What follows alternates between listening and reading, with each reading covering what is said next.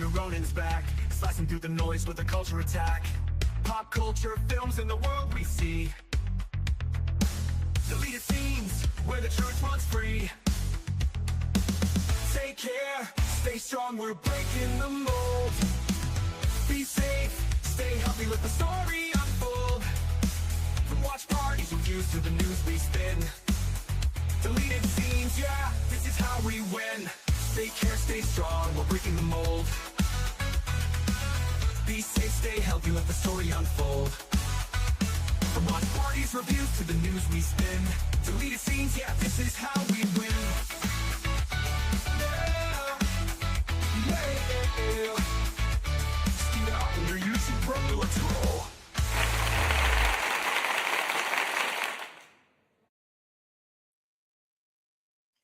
Good evening, ladies and gentlemen out there in YouTube land. I am Deleted Scenes, human being American and YouTube Ronin. And I'd like to welcome you to this special panel discussion of Curry Barker's Obsession. Because in between ticking people off on Twitter, I see the occasional movie. And every once in a while, I review it on my own, or some friends join me, as has happened tonight.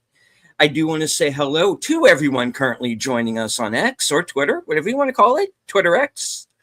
Hello, I can't see you, but I know that you're there. And I do want to say hello to a few people who've joined us here in the live chat. Jamie Lynn Simons is with us. Faithful Blue Wrench, channel member, the Bird Woman of YouTube. Watch out for her second channel, Fluff Chick Productions, Connie Cleary. Channel member, JPRPH1. Host of Films with Friends and the creator of the 10-Word Review, Big Al Presents. Dark Hour YT, good to see you. Obsession is a masterpiece. Formerly Ballerina is a masterpiece. Good to see you. All right. Logical Spark is with us. All right. Scrolling down. Yes, it was a good weekend. I wasn't in the hospital. So, yay.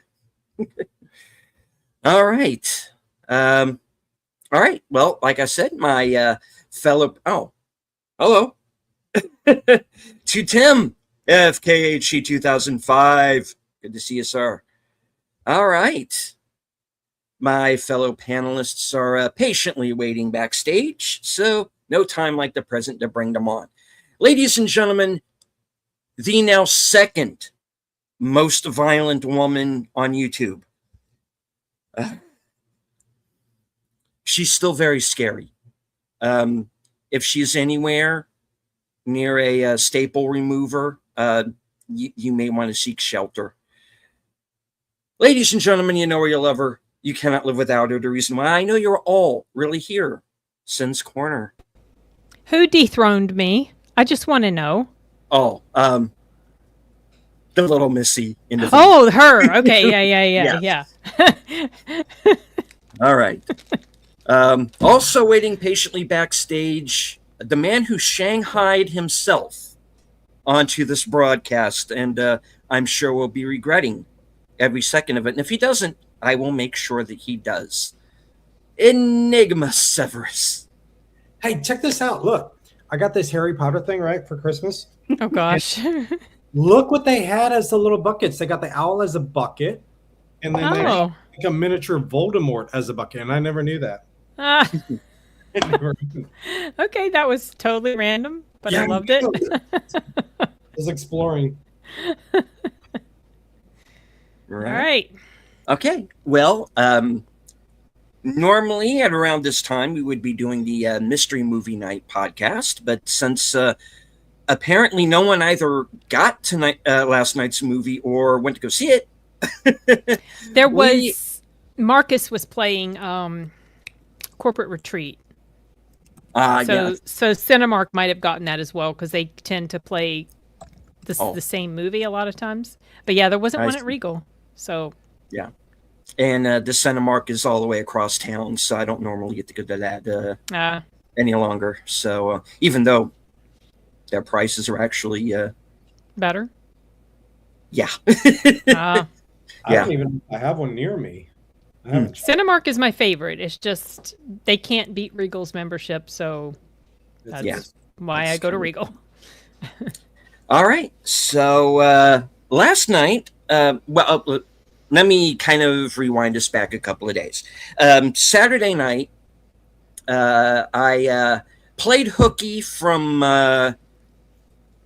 the Gina Carano, Ronda Rousey. I kept forgetting that thing was happening. Arm pull. I played hooky from that, and went out to see Obsession, which was actually playing on the of all things the giant RPX screen that we have. So yeah, that was an extra added. Okay. So so Saturday night I went to go see Obsession, and my original plan was to actually do an out of the theater, but since my phone makes a better paperweight than a phone, that didn't happen. So I decided, okay, I am going to review the film Monday night. But then again, these two Weisenheimers are like, we kind of want to talk about it. So, it was your suggestion.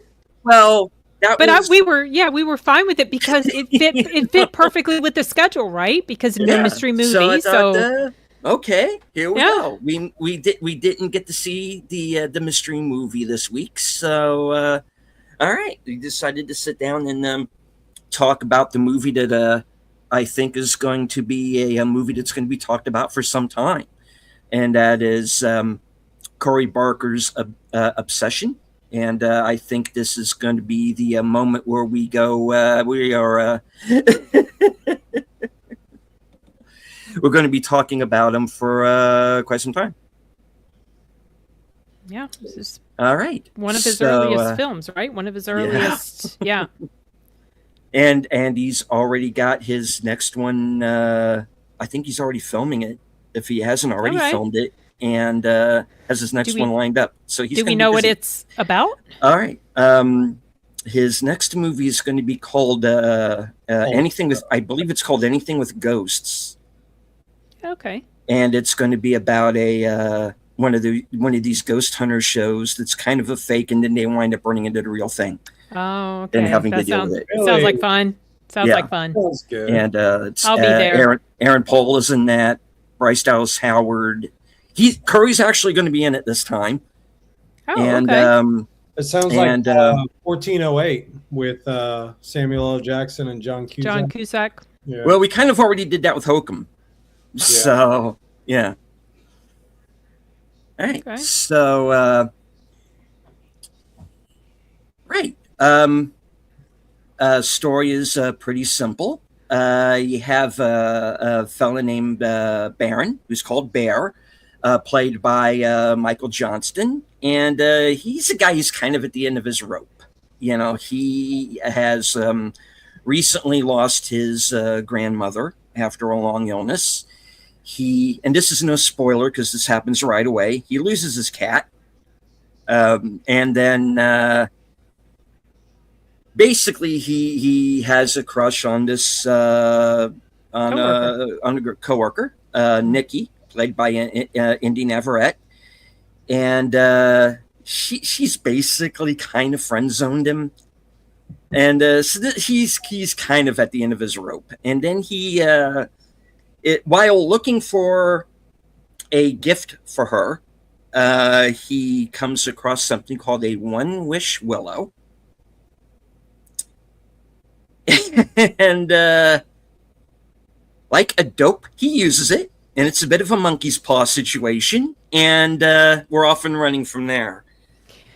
And he uses it, but he doesn't really believe in it. Yeah. Initially, he just kind of did it just out of frustration. The wish that he made, and he just thought, it's just stupid. Okay, well, what the hell? I'll just do this, and then immediately. But it takes him a while, right? Yeah. Before he kind of pieces it together that that's actually what happened. Mhm. You know, because he's kind of in denial.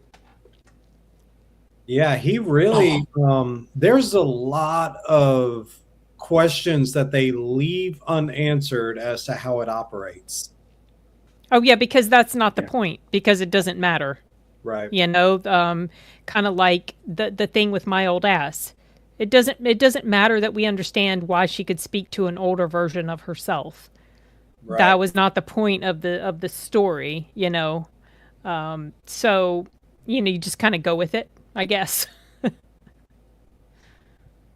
But yeah, this in this universe, yeah, his ability to have this wish take place, it was very, very intriguing. Yep. Oh no, I loved it. Yeah. I would say so there is this one scene that I really wanted to talk about where it doesn't spoil anything, but it's this bedroom scene where he doesn't know where she is. Oh, yes. He's like, well, could you come out? And she like comes out. And I'm telling you, the way that they did the camera work, it was just like, that's terrifying. Well, the way she moved, it's creepy as hell too. But he's like, come back to bed. And she's like, no, I don't want to. No. She scuttles back into the car.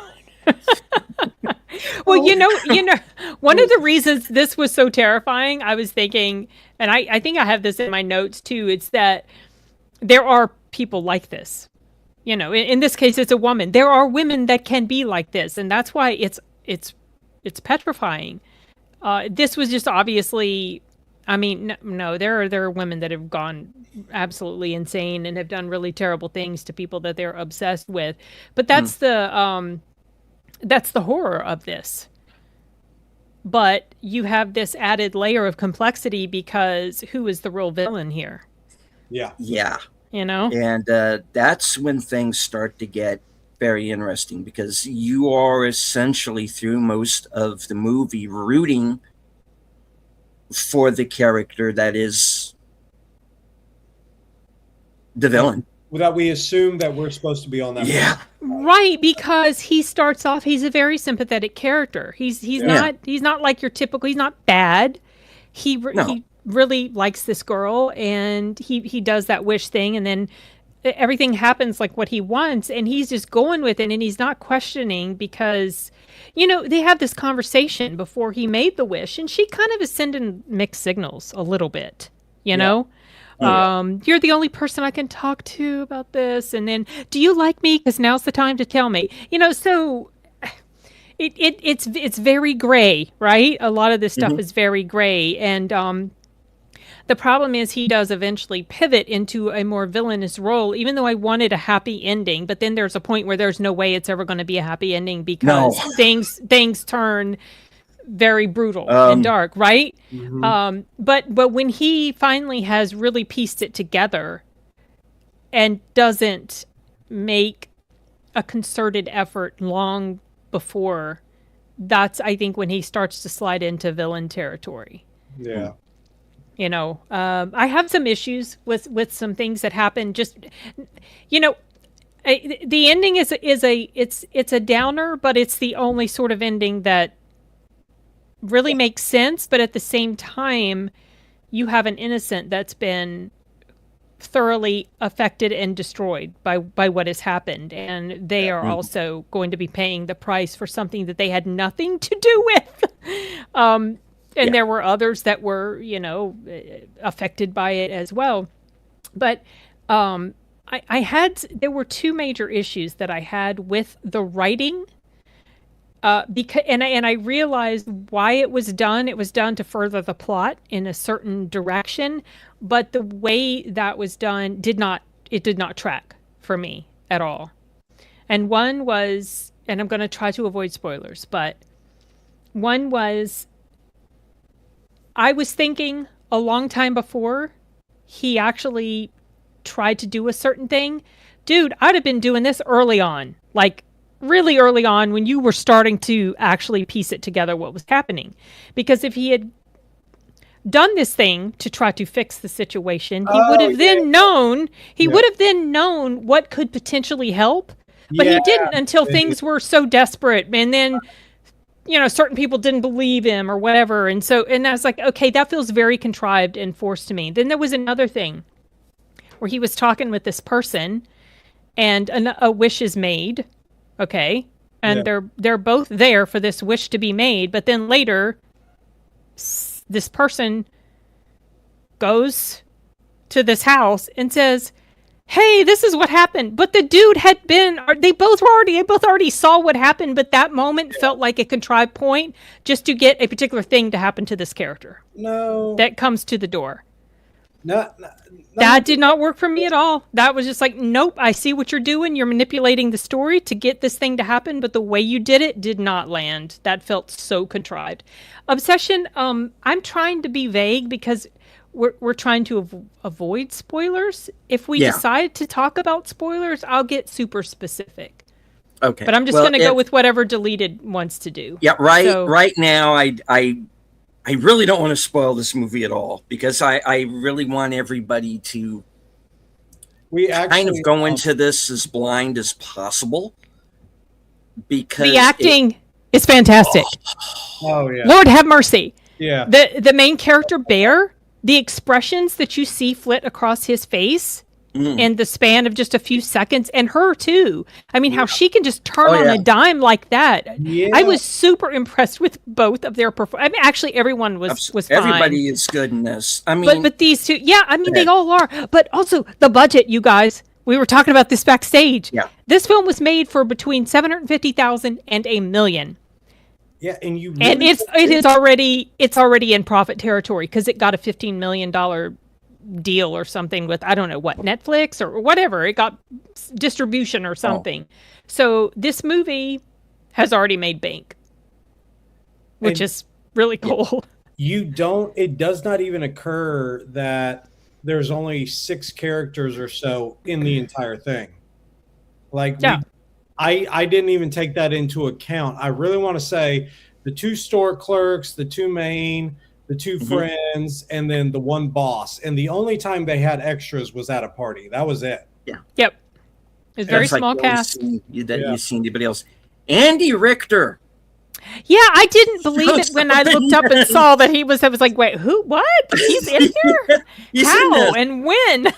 and he's just like everybody else. He's great in this, and I'm like, I figure he must have been like, I don't know. I figure maybe Jason Blum must have got him, or maybe Curry knew him. I don't know, but he was a surprise to see him. I didn't even know that was him until later. Yeah. The AI told me that Andy Richter was in the cast, and I was about to chastise the AI and say, no, he wasn't. What are you talking about? And then I went and looked. Oh, yeah, he was. But yeah, the ability and the acting, I was honestly trying to like I had texted in the chat. I was like, they had better get to a point, because I am suffering from secondhand embarrassment with how everything started out. His inability to, tell her how he feels, the awkward diner scene at the very start. Why? I was like, I would never do this. And so, yeah, they did an amazing job with how they played with emotions. You could. It was right, Sashi. It was palpable, the cringe. Yeah, hey, Sashi. that's our man from the future. And hello also to Nate. Nate has a bit of a story here. Nate, I'm sorry. Had an ex-girlfriend many moons ago. I met her where I was working at a convenience store. We dated for a year and a half. When we broke up, I had to call the police on her. Her brother and her mother was a family of crazies. Wow. Well, luckily, you don't have to deal with a whole family. I hesitate calling Nikki crazy. She's not crazy. The way that the quote unquote the upset, and really who's obsessed with who here? Mm-hmm. Call her freaky. Yeah, Freaky Nikki. you know, Freaky Nikki. And then it's just that when exactly is she aware? Is it just when during like the sleeping hours? Because you have that one scene when she's sleeping and it's obvious that she's talking to him as herself Actual and Nikki, not this actual Nikki and not this. I'll say it because this is the way Curry Barker puts it, the entity that is The inside demon. her. It's like a Which demon. is a demon, yeah. But she also had moments, even when she was conscious, where she seemed to snap out of it very, very briefly. The first night. The first night and other times too. Yeah.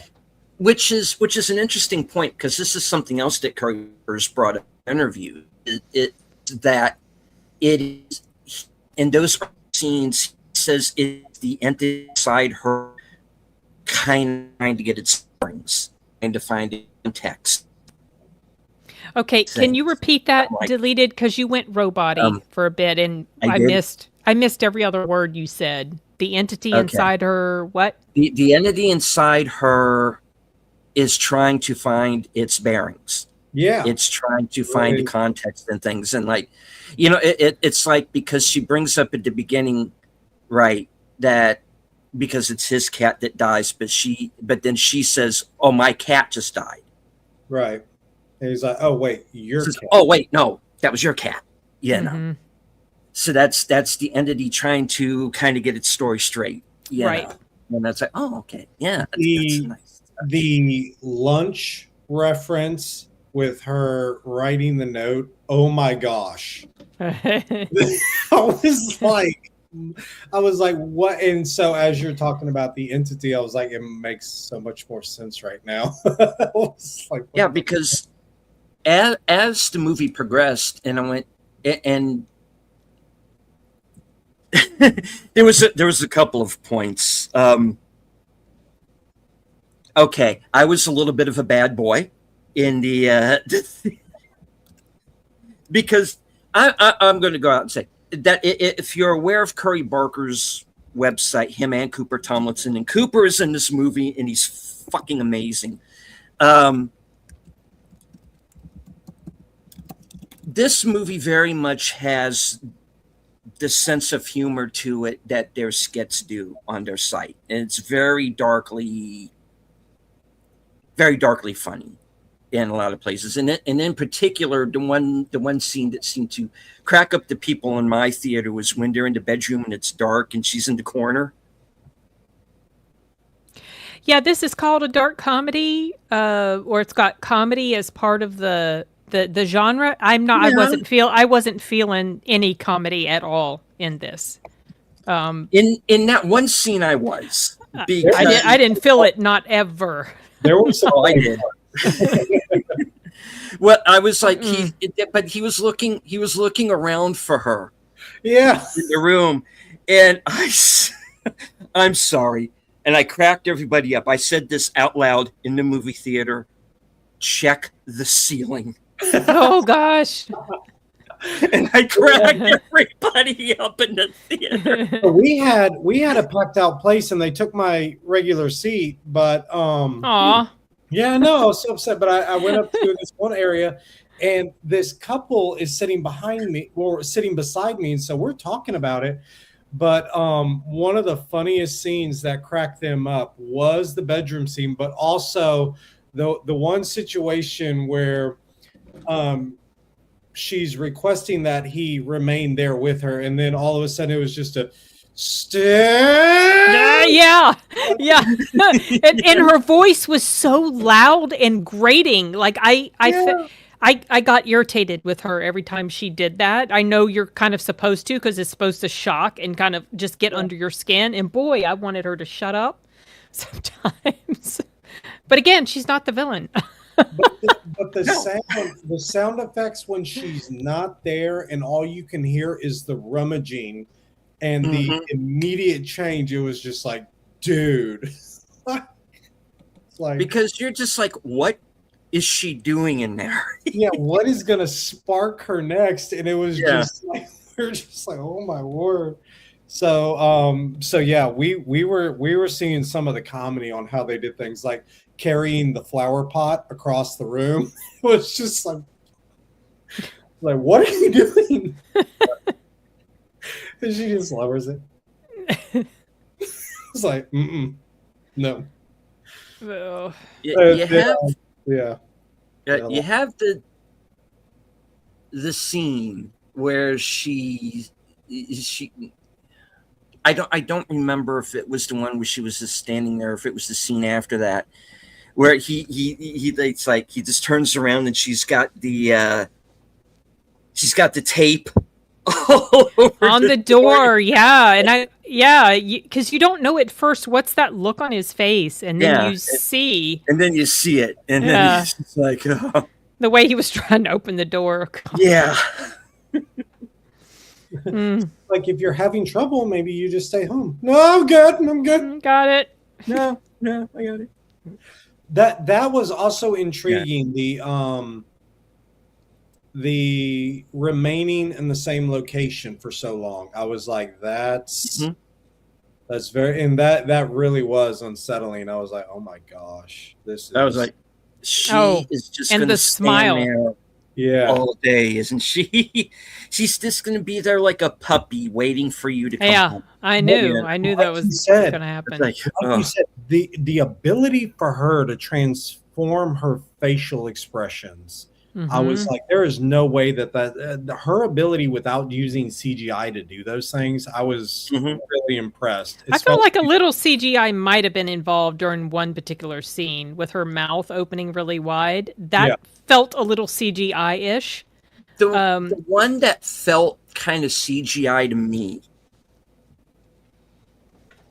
was when she does that. She's just in the background and she does that kind of weird little. Oh yeah, that's definitely right. The way she's moving, that's not. That was a little Clash the Titans Medusa. Yeah, they did something. I was specifically referring to her face. Like, but yeah, it's very obvious. They either did something with the frame rate of her moving, or created. Yeah, it was odd. It was very odd. He kept telling her, though, please stop moving like that. Yeah, because it was. Please stop doing that. That was so funny.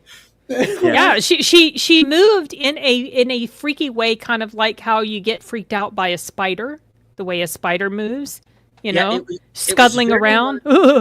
Yeah, it was very much like this kind of Linda Blair Exorcist kind of, and I know because this has been brought up again on a number of occasions. This movie owes a lot to Hereditary. Yeah. And that's the movie that I was thinking of when I was watching this, and I was like, yeah, I could very easily see this happening. This and Hereditary taking place in the same universe. Oh, so like I was going to bring up, and I held it from backstage, but yeah, when I had sent it in the text saying, I'm suffering from secondhand embarrassment and this better pick up, and then when I said, all right, new update, what the flip? Like, what is that?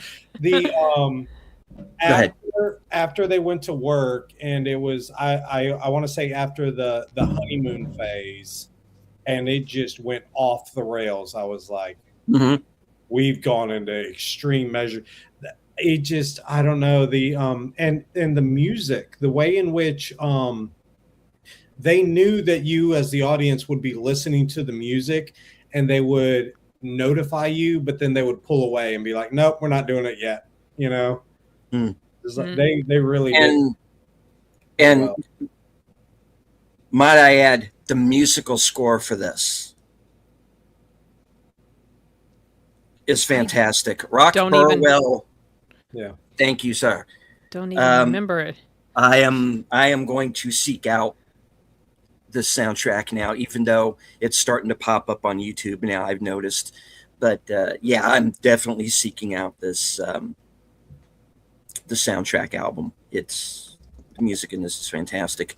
The music's fantastic. The sound editing, very well done.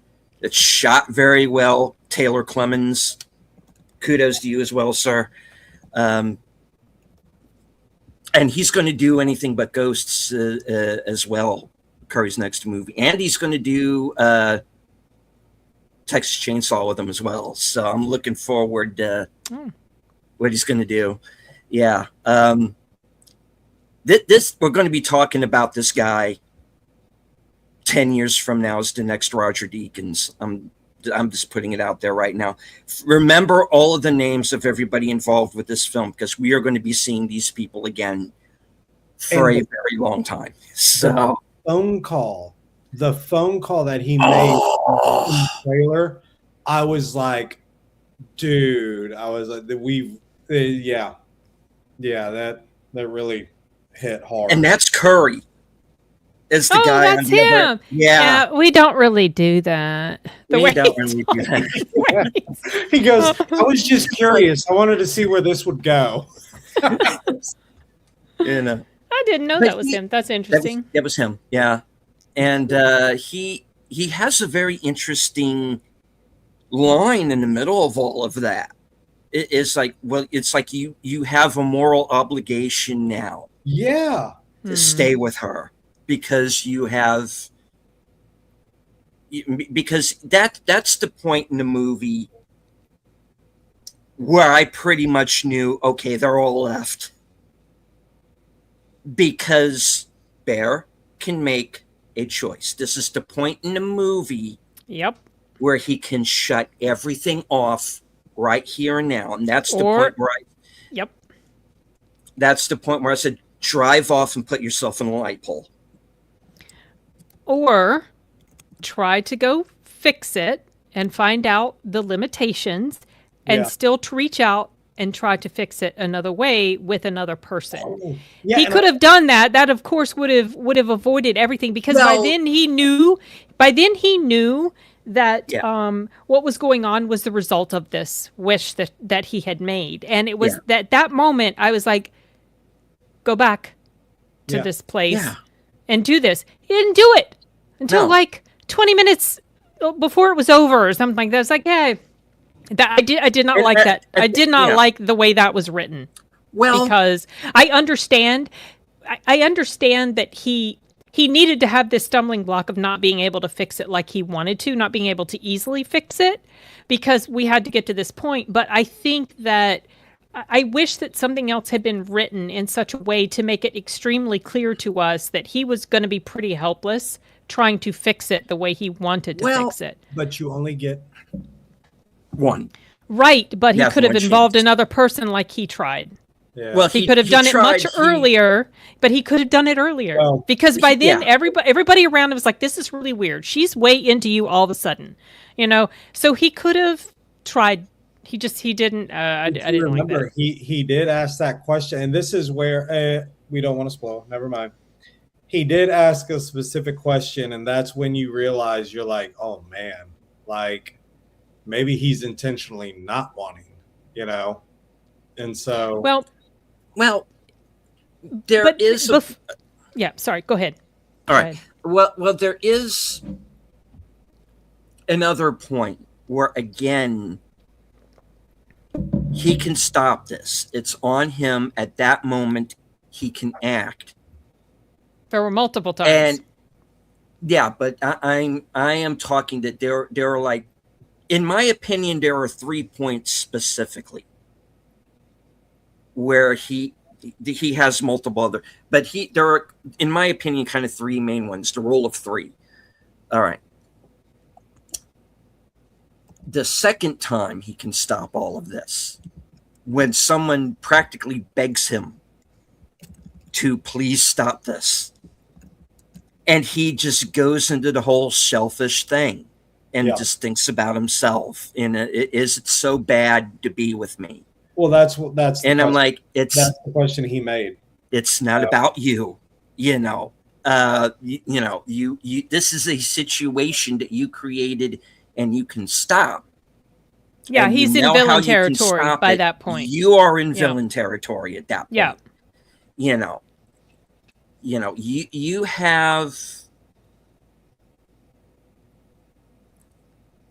have caused this situation. Whatever your intentions might have been, wherever you are mentally, and he is at a very low point at the beginning of the movie, granted. But there is, it is that very much that, you can either die the hero or live just long enough to see yourself become the villain. And that happens in this movie. And there is a point after which whatever happens from here on, buddy, that is on you. Yes. And it goes where it goes. And I don't want to, I want to talk about it, but I don't want to talk about it at the same time. But it's, guys, I just straight up, this is one of the best movies of the year. And go see it. This is what we have been talking about. Original films, independent filmmakers, no agenda. I've been looking for this, and yeah, it is, in my opinion, so far, I may see something that changes my mind. I think this is the best horror movie of the year so far. Well, and on top of it, like really does, it really was making me think about a lot of personal decisions even after the film. It was just like, this was a great experience on, coming to terms with and honestly settling with or even identifying with personal decisions that you made. It doesn't have to be about love. It has to, just in general. How are you responding to these things? And so, yeah, I thought it was really, really well done on, engaging with the audience, whereas a number of films haven't done that.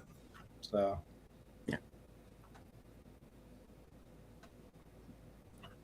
it was like an obsession with saying the guy is a goober.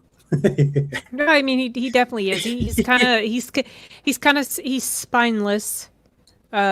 Sympathetic at the beginning, but then that timidity that he has, the inability for him to just speak his mind, ends up becoming a huge detriment for everybody. Yeah, he affects not just Nikki and himself, but he affects all the other people around them. Yeah. But his friends say, look, I don't want you to do this right now because I enjoy Wednesday nights. I come here planning for the Wednesday night trivia. His whole concern. This is Wednesday night trivia. That was yeah, that does annoy after, And the thing that's interesting, and Cooper Tomlinson, once again, bravo, Ian. Is the main actor, is that Cooper Tomlinson? Is that him? No. Or is it somebody else? That's somebody else. Cooper's Ian. His friend? Yeah. Oh, and okay. he and Curry go back a ways and started the website together, and he's in everything. He's the rabbit's foot. And I'm glad he was in this because he steals every scene he's in.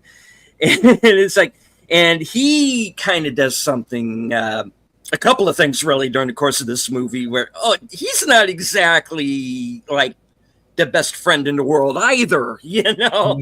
And you find out later why he was saying certain things and doing certain things at the beginning, when the main guy was wanting to talk to her. He's a stinker.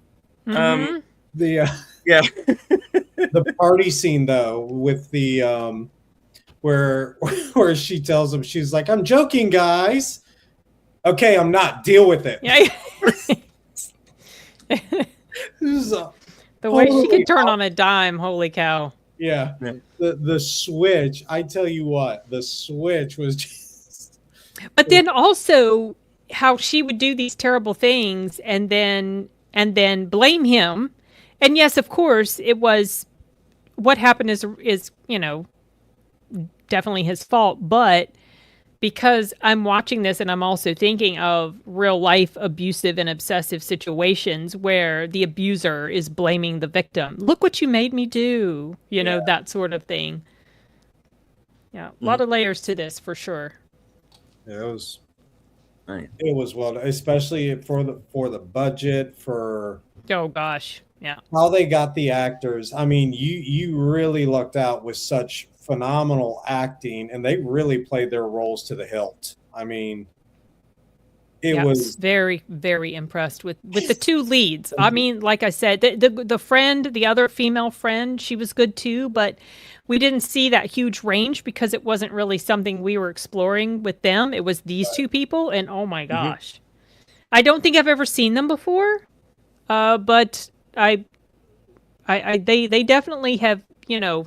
They're in my radar now. Well, I'm looking it up right now.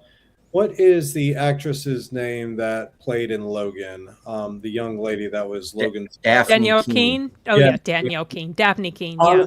I honestly thought it was her when I was looking at the preview, so I was like, oh. She has a little bit of the same type smile, so I'm looking at her and I'm like, oh, maybe that's what intrigued me about watching the film. Was like, I like her as an actress, so I want to watch it. And then I walk into this and I'm like, what is happening? Mm-hmm. But yeah, I tell you what, I went into the film like I like to joke about. I went into the film with like deleted without his glasses. I did not know the full extent.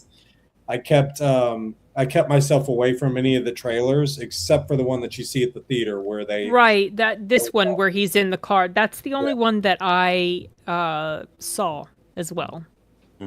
But yeah, when I texted you guys and I was like, what the when we went to those extremes, I was like, this is amazing. And yeah. I was so surprised when Deleted had said, he was like, I think this is one of the best films of the year. And I was like, all right. It's like, it really gets you thinking. So yeah, they played it well. Yeah. And again, I'm going to try not to go too deep into spoilers, but my big kind of what the F moment was, like I said, that phone call scene.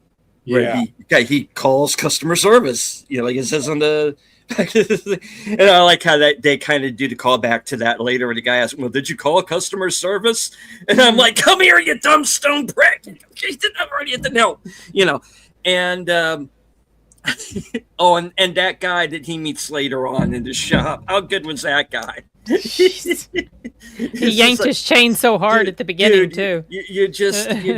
You're harshing my energy, man. I'm just like, you don't understand the situation here. The one checkout girl, she really laid it on convincingly. Like, she did. What everybody tells you is like, this isn't going to work. None of this works. And she's like, don't come crawling back when it doesn't work. And, she played it up perfectly for all the audience to be like, yeah, this isn't going to like, yeah, but because the interesting thing when he goes on to the for the lack of a better term, the Reddit thread, they don't call it that in the movie, but they call it Threadit, I think. Which that's what I don't know. I think he used the same site the kid in the Bye Bye Man used, and he goes and there's all these people like, oh, it's totally real. No, it doesn't work. Total scam. Mandela effect. And when it said Mandela effect, I thought, oh, are they going to go there with this? Because when he goes back to the store the second time and he goes to that shelf and it's not there, and then it just, and it goes, oh, we don't sell it. And that guy's like, it's like, oh, anything. We don't sell anything like that. Like, wait, what? And that just like, dude, I'm fucking with you. It's right there. Yeah. It's just like, you don't understand and this is after, and another interesting thing is that scene happens after the fit has hit the shan. Like, oh, there's no way out of. How are you going to explain that one?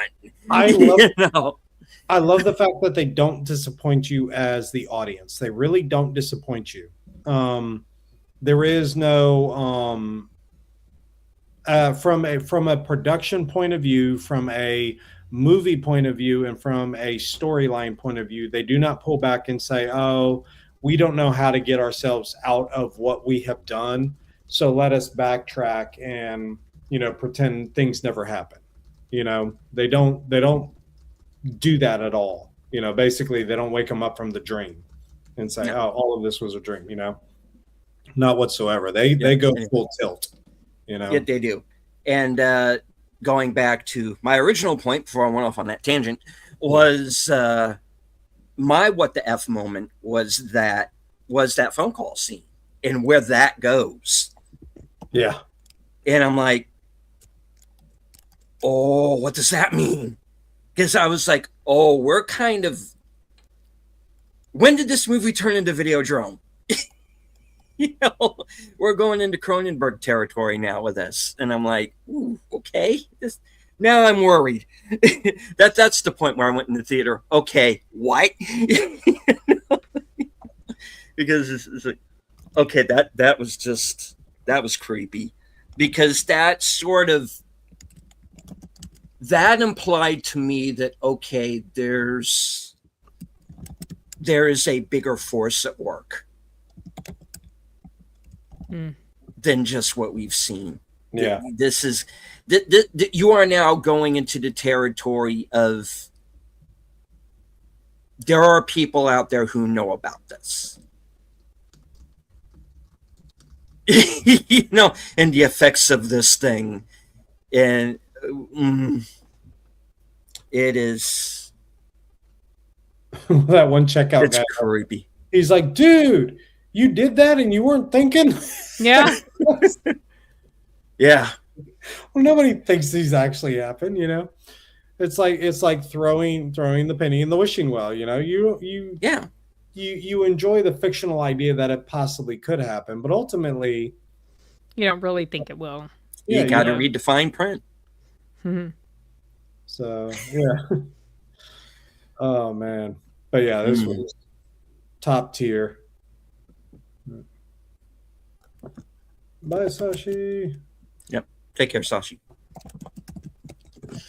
All right. So, yeah, please go see it once or twice. Please. This deserves to be seen.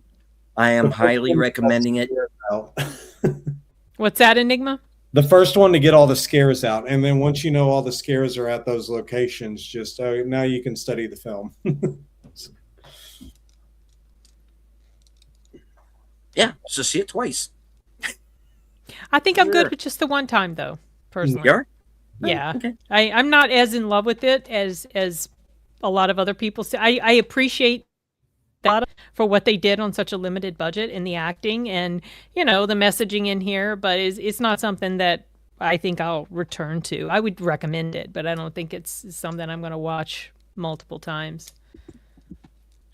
Oh, the shower scene. Yeah, he's talking to her through the door because after she has those stood, and that's the scene after when he comes back and he realizes she's been standing there in that one. Well, maybe she didn't stand there in that one spot. I think she did the whole entire time. I think she went somewhere to get something. Okay, I guess I'm blanking on that. Yeah. I'm totally blanking on what you're referring to. I'll tell you after. Okay. It's like the demon has its own, or the entity has its own personal agenda while he's not there. What the flip? So I think she moved, and then she went back and stood in that same spot again after a certain something. But I'll talk about that off because that's okay. Yeah, because I'm completely not remembering. Yeah, okay. What you're referring to. Yeah, but about her, the shower scene. Yeah, when he says, "We're just going to have a boys' night." Oh my! He's like, what?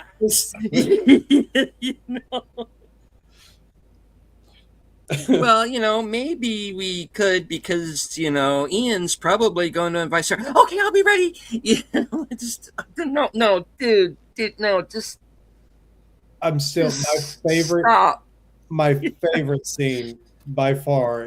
I don't care if it's comedy or whatnot, but coming out of the shadow, and then when he's like, "All right, come to bed," she goes, "No, I don't want to." Yeah. It's like running back. By far, my favorite scene. And she's got like the flower pot over like it's almost like I'm hiding.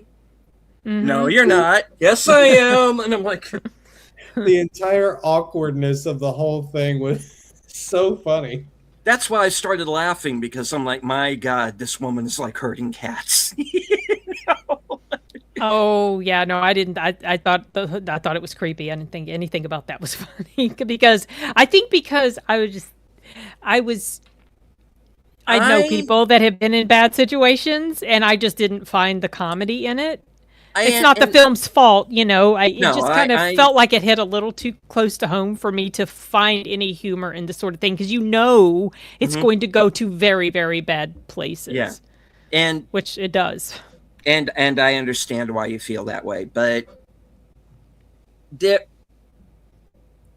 was funny to me because that's one of the two places where this movie kind of goes into weapons territory for me. There's two movies that crossed my mind while I was watching this: Hereditary and Weapons, and those are two good movies to compare yourself to. Oh. But and then I forgot. I'm sorry. Go ahead. One of my friends, I was actually telling him about the stream that we were doing, and he brought up that the directorial cut, they actually had to take a couple things out. And so I would be thoroughly interested in knowing or seeing an extended version of all of the extra things they might have had in there pertaining to how the entity interacted. Because what he was saying is that they actually had a couple scenes that were more extended when it hit the gory situations. And so I was like, interesting. So I was like, I'd be really interested in knowing more on that. Well, I know the ending changed. Okay. Oh, you do? Okay. Because the idea was that he shot two endings. Okay. Because he didn't know if he was going to be able to get away with the one or the other. Oh, okay. So he kind of shot like a safety ending. So I know that's one thing that could potentially be at least an alternate ending anyway. Were there things that he left out? I'm sure he did. But yeah. My audience was locked in. There weren't any really left. Well, that's because, like I said, I was kind of the bad boy, and I said something out loud in the theater that was humorous, and you could start hearing. It was funny because it was like a couple of people chuckled, and then everybody started again. Everybody cracked up. It definitely caught me off guard. I was what waiting for? I did genuinely think that scene was funny. At the same time, that was the scene where I was hoping to look up and Amy Madigan would actually be up there. Not as Gladys, but as herself going, could you help me down? And that's just kind of the image that was in my head as like, he's looking this way, he's looking that way, he's looking out the door. And I'm like, gotta look up. Look up. Yeah. That was kind of like, for me, a funny scene. And it also reminds me of Weapons because the One Wish Willow kind of works the same way, where you got to go and you have the stick and you got to snap it, and you got to pull the thing out and it makes that weird little bell, and yeah, and there's a point where you hear that unexpectedly at one point, and I'm like, oh no, what did you do? um. Yeah. So yeah. The car scene. Yeah. Even though I knew it was going to happen. Yeah, I knew something was going to happen. And it was like, oh no, Oh my gosh. It was too quiet for too long. It was too peaceful. You're actually having two people have like a sane, normal conversation. And I'm like, but that's it. You know what? As we're No. talking about it, that's a third problem I had.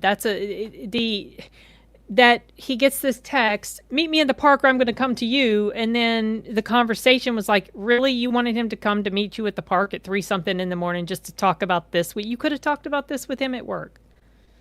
Yeah. Just, like these forced moments that are just done to bring you to a situation.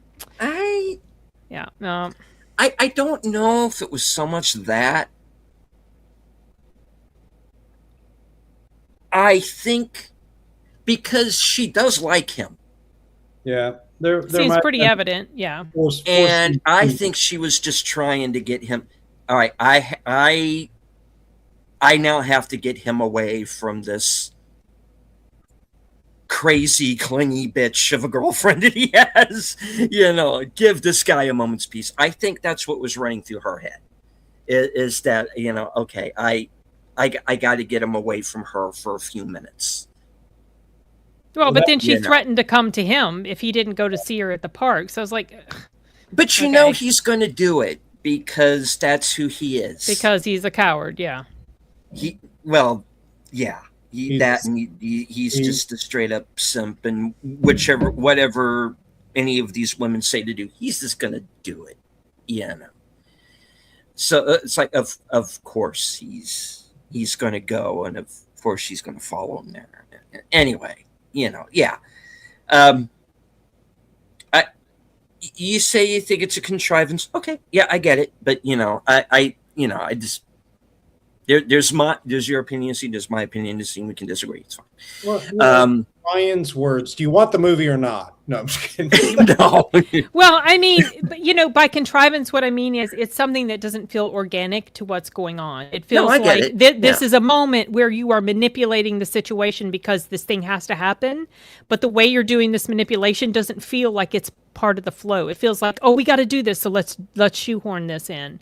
And those moments can, I don't know, they I guess it depends on the level. There's different levels at which it bothers me, and there were the two that I thought of, that I had before we even started this discussion, and then thinking about that one, I remember making a note about it when the text first came through. Meet me here at 3:00 in the morning, whatever.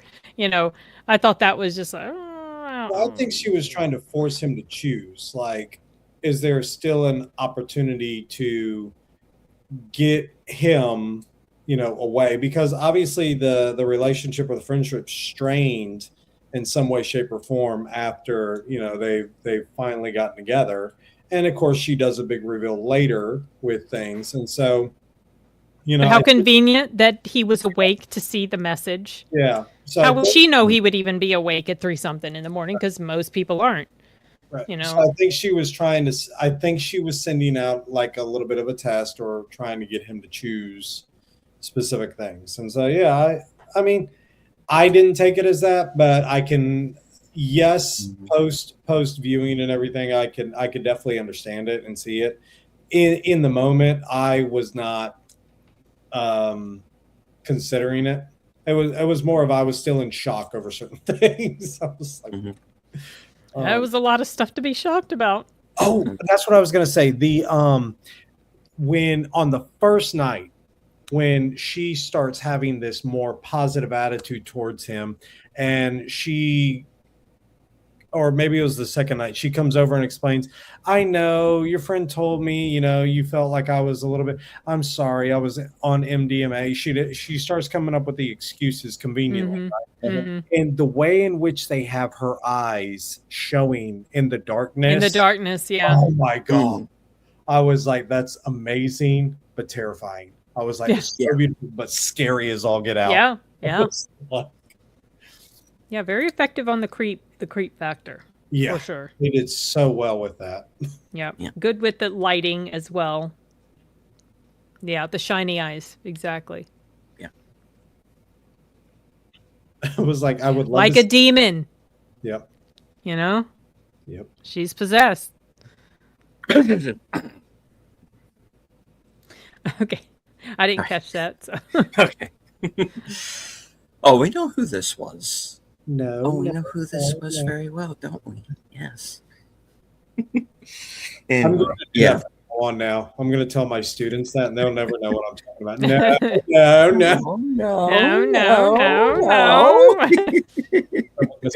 I wonder how much her. I wonder how much her throat hurt after all that yelling for some of those scenes. Goodness. Or the improv. I would love to know if she did some of these things as improv, and it really did take the audience, like the actors aback. They're just like, So this is when I would rewatch it again if they have an audio commentary, just to hear behind the scenes stuff about it. yeah. I think that would be interesting. Oh yeah, this is one of my faves, and I'm thrilled about the budget because it is an indie film. It's Yep. You have it from, and again, I was thinking Redux. I was like, y'all, they made nearly every scene count. Like they were like, we're not wasting time on, pointless endeavors. So. Yeah, that's another one I need to Oh, you haven't seen that yet. locate and say Okay. that I have not. It's more inspirational. Yeah, it's not as much of a bummer. Yeah. They actually in Redux, sidetrack, but they actually do tie the story in well. They stay to their, and the visual effects are not complex. They actually No. very low. They have a very because I know video editing wise, I know how they did it. It's like, oh, that's a very simplistic idea. I was like, that's great. I was like, that tracks very well. Don't need a ton of effects in order to make something good. Yep. For sure. And and this is not a movie that's exactly a CGI fest either. No. There are a lot of practical effects in this. And there's our timer. Yep. We will be wrapping this up soon because I do have to get over to my next stream. As we kind of continue our Tuesday mystery night here. I will be next going to, if you stay till the end of this broadcast, you'll be redirected to my next show, live from Sparkwood 21, which is a retrospective of the Twin Peaks television series. I'm going to be joined by Troy Pacelli, Netters Network, and Aged Boomer for episode 3 of season 2, entitled The Man Behind Glass. So stay tuned for that. And of course, after that at 10 p.m. over on Troy's channel, as he rewatches the Grenada television edition of Sherlock Holmes with Jeremy Brett and the now sadly late David Burke. Rest in peace, sir. With the disappearance of Lady Frances Carfax, which is one of my favorite episodes. So check that out. So I think we're all in agreement here that we're thumbs up on this one, or recommending it. Yeah, for sure. All right. Yep. Very good. Indeed. We did our best to weave around. If we seemed vague, we were trying to weave around spoilers, guys. Yeah.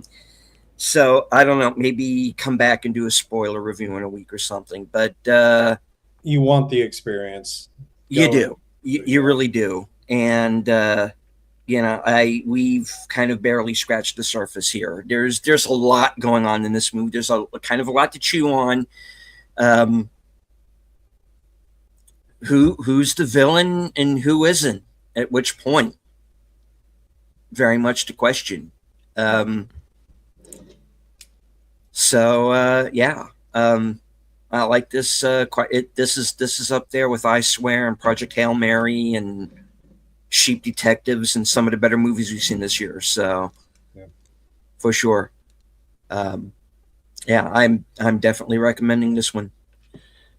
All right, so we will go one time around the horn here. Sen, what do you have coming up?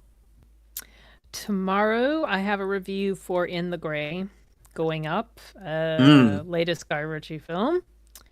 So, yeah. And I've got a review for Tuner I need to edit and some other reviews I need to film, but that's the immediate right now is that one. So that's it. I'm in a different location and things have been a little crazy in my offline life up here.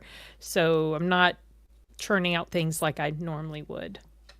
All right. Enigma. I finally get to start summer. We've concluded. We're almost done. One more day, and then I am out of any official obligations for the moment. But yeah, I'll be ramping up more of better reviews and things like that. But we're going to have Miss Rachel. Miss Rachel is going to be doing another stream on the February movies that she's gone through, and so I get to add some of the color commentary on how I've seen them or some of the previous films that I've already seen and that she has discovered. So yeah, I'm excited for that. So that's coming up soon. All right. And as for myself, like I said, live from Sparkwood in 21, coming up here in about 15 minutes. I also have, I am also going to be joining Outlaw Bill for a special Wednesday edition of Action Theater. Our Salute to the Troops continues with We Were Soldiers with Mel Gibson. That's going to be, I believe, 5:30 tomorrow. Don't mean that. Could be 4:30. Could be 5:30. 5:30, I think. Yeah, 5:30. And let's see. Thursday night at 11 p.m. is my program, Coming Attractions, where you get to find out what I'm going to be up to next week, up to and including my appearance with Big Al Presents, who's in the chat, who's going to be seeing this movie tonight. So I'm waiting to hear his review. I'm going to be joining him this Saturday night, along with Troy Pacelli and Editors Network for Tangled, Disney's take on Rapunzel. So we'll see. And let's see. And I'm going to be joining Bill again Sunday for Western Cinema Presents as we finish the second half of Gettysburg. And then later on that night at 11 p.m., Aged Boomer is going to be joining me as we talk about Shudder and why we love it so much. So, all right, that's going to be what I'm going to be up to in the immediate future. All right. So, thank you to almost everyone in the chat. I had to expel someone, but other than that, the rest of you guys were totally chill, and I'm glad that you were here. I had to delete one comment. Well, no wonder I couldn't get back in. I was locked out. Dang. Oh. No, I was just kidding. Oh, I was just about to say that didn't come from me. Okay. Yeah. So yeah, tight. So yeah, I do want to thank, like I said, all but one of you who are in the chat. Anybody who might have been watching from X, appreciate it. Thank you very much. Hope you enjoyed the show. Hit the like, share out the stream, hit the likes on Sense Side and Enigma. Are you simulcasting as well? I did. One of my friends was sharing with him that I'd be on. So yeah. Cool. Okay. So thank you. And Passenger is this weekend. Yes. Yeah, I'm toying with going to see that. Passengers what's this going weekend. on. I think Corporate Retreat gets its wide release too, and for those Backrooms of is next week. Backrooms right? is next Yeah. week. Yes. My buddy was just talking about that too. He said you need to go. Yeah, I don't know where he has seen it. He told me where he was seeing it, but I'm not sure how to get there. But he specifically said he goes, it is just as big as Obsession for him, at least. Okay. So All right. And on the streaming side of things, The Mummy. Lee Cronin's The Mummy is out this week as well. So if you missed it, now might be your chance. And I believe Exit 8 is Exit 8. also hitting That was a good one too. streaming as well. So I'm kind of curious to compare that in Backrooms because they seem to be kind of hitting some of the same the same points. if So you want a Seen Exit 8, lighthearted but one, what's that, Enigma? if you want a lighthearted one, The Breadwinner with Nate Bargatze is also coming out. That will purify you and cleanse you of all of the crazy horror that we've been going through. So. Right. Alrighty. So that is the show for tonight. So thank you all once again for joining us. Thank you, Sin and Enigma, for horning your way into my review. Excuse me, sir. No, it's okay. A stapler. Get it. No, I'll throw this muffin top. Did my remote contains? No. Start doing the no. No. Right. As she takes a sip of vodka. Yeah, that's vodka, all right. Well, To that the is- Stolichnaya people, Mazel Tov. No. All right. So we're just being silly now. All right. All right. We do have to wind this down because I do have a show to get to. So thank you all very much once again for joining us. Thank you, Sin and Enigma, for joining me for the show here. It was. And yeah. And I don't know. You guys want to review the Backrooms? Probably. Oh, that's right, because there's no mystery move. Wait. Backrooms is next weekend. 29th. Yeah, the 29th. The date. Yeah, probably. We'll see what's going on in my offline life, because there's been chaos the past week and a half. And if but the yes, mystery movie's bad, we can. the mystery movie's coming back on June 1st. I already bought my ticket for that. Oh, yeah. Yeah. I think So I we did too. I'm trying to remember. I'll have to look. But yeah. Do both. If it is bad, then we can just immediately go into the other. True. Yeah.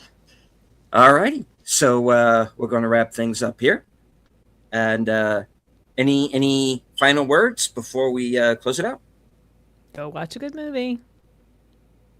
Why not? And as I say at the end of every broadcast, from HQ and all points north, south, east, west, and beyond, good night. Take care. Stay strong. Be safe and healthy, because this is how we win. Bye.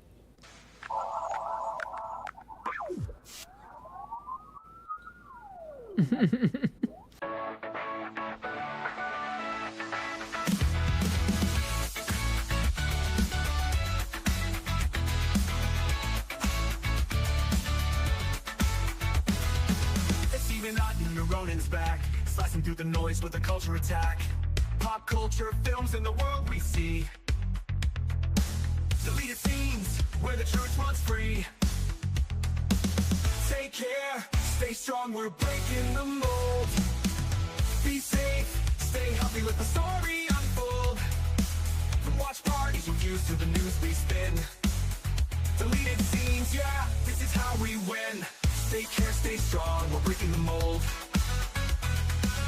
Be safe, stay healthy, let the story unfold. From watch parties, reviews to the news we spin. Deleted scenes, yeah, this is how we win.